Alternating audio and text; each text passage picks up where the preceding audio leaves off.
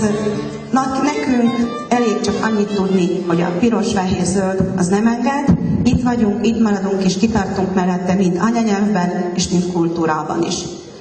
Zoltán emellett is kitartott, tehát újból egy második pontot írhatunk a javára. Mert tudjuk, hogy Zoltán nem a habokból nőtt ki. Tapasztalattal rendelkezik, bemutatta, hogy képes erre a funkcióra, kijavította, rendbe tette és kiegészítette a dolgokat, amelyekkel el volt maradva a falu. Nem minősítette az előző polgármestert negatívan, és ehhez is nagy méltóság kell és nagy emberség, mert egy falusi a falubeliét tisztelje meg, ne beszélje le, a minősítést hagyja meg mások feladatára, és ebben a képességben ő pozitív jellemnek bizonyult számomra, és számunkra is. Van okosan, és jól döntsenek szombaton. Én ehhez nagyon sok sikert kívánok a polgármester jelöltnek, Vég Zoltánnak, és önöknek is. Köszönöm, hogy meghallgattak. Viszont olyan emberek kellenek, akik ezt becsületes munkával el tudják vállalni. Zoli vállalatom az én szememben ilyen. Köszönöm szépen. Önök már döntöttek, hogy ilyen nagy számban megjelentek. Én szerintem jól választunk. Együtt, magunkért, szülőföldünkért. Köszönöm szépen. Én nagyon örülök, hogy ezen adterem így megtelt, hogy a sőregi emberek, gondolkodó emberek, akik nem otthon a fotelbe várják a sürgőnapot, hanem eljönnek a közösségbe és elgondolkoznak azon, hogy kire bízzák rá a jövőjüket, ki lesz az az ember, aki őket fogja képviselni. Beszél. Eleget hallgattak már, nézzük egy kis kultúrát.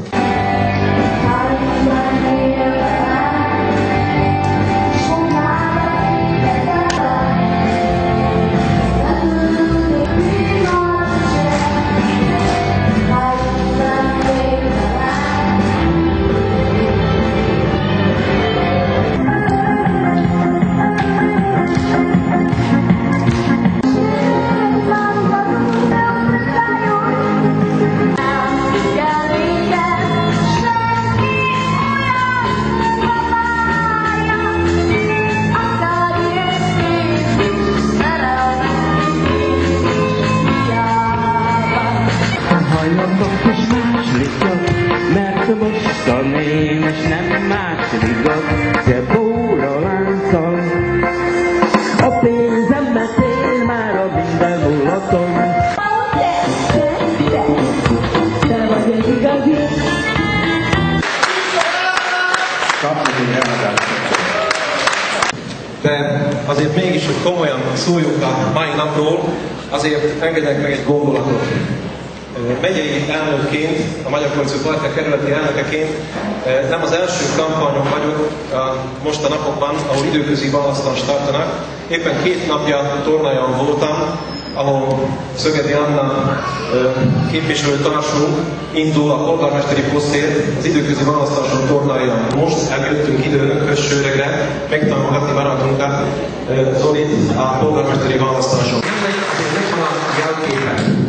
Ha egyszer megígérjük, hogy előjük segíteni a barátunknak, akkor ha defektáltan is, mint ahogy a polgármester úr kinthatta az országúton az autóján, ha erdélyi barátunk Pestről is, de megérkezünk, mert úgy gondoljuk, hogy ez a dolgunk, összefogjunk, ezt a kicsi magyarságot itt a földéken megtartsuk. És én azt gondolom, hogy ez a csapat, akik itt már megérkeztünk ide önökhöz, ezt szívvel lélekkel csinálnak fel. Fölkértem magamnak egy kérdést, és szeretném, ha önök is töltenék önmagunknak ezt a kérdést. Mindenki odahaza csendben gondolkozzon erre, hogy tulajdonképpen mi is az érdeke a felvidéki magyarságnak. 1998 óta, mióta egységes magyar párt jött létre, amelynek a nevében is benne volt az egység, hiszen az MKP, a Magyar Koalíció Partner ezt az egységet jelképezi, akkor mindenki büszke volt arra, hogy a legerősebb, a legszilárdabb politikai párt lettünk Szlovákiában. A parlamenti választáson 18 politikai párt indul, és ebből a 18-ból 16 szlovák, egy pedig magyar. Ez a 18. az pedig kétnyelvű. Én úgy gondolom, hogy minden józan gondolkozású felvidéki magyar tudja azt, hogy ez a megosztás végül is csak nekünk választ. Úgy gondolom, hogy ezt kellett elmondanom itt már, és erre kérem mindenkit, hogy odahozza ismerősei körében, barátai körében ezt a kérdést próbálják megtenni, hogy jó az, hogy a magyarság megoszlik.